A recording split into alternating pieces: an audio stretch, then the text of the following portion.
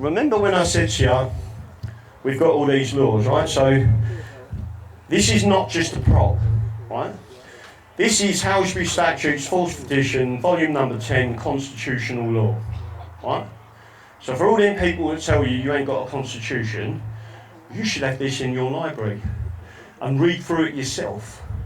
Because once you understand the fundamentals of our laws, you'll understand how to protect yourself. And when you walk into a court of law and say, well, what about this? Because every court in the land has to, by law, abide by this as the fundamentals of your actual rights, right? So that one is the statutes.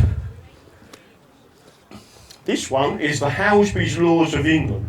So the Halsbury's Laws of England is the common law. So you've got statutes and the common law, right? If you have a look at that document, again, big thick book, and in there, there's a particular law, right? It's been law for, I think, over 1,000 years. Still law today, and it's called contempt of statute and contempt of sovereign, right? It's an indictable offence, meaning you can be tried by jury, not summons. So you, as a citizen, you can go and arrest someone if you believe they're in contempt of sovereign, right? Now, why is that important?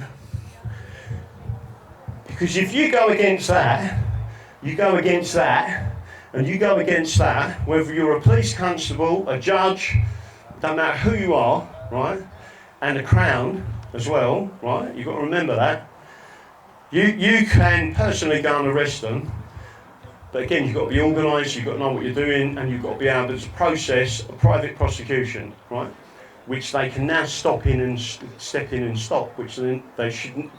That's only quite recent. I think 2012, they created a common law to stop you from doing it. So the Attorney General or the Crown Prosecution Service can step in and stop your private prosecution. It's the first time it's ever happened in English history, but it's part of the process of taking your rights, right? And people never fought back against it, right?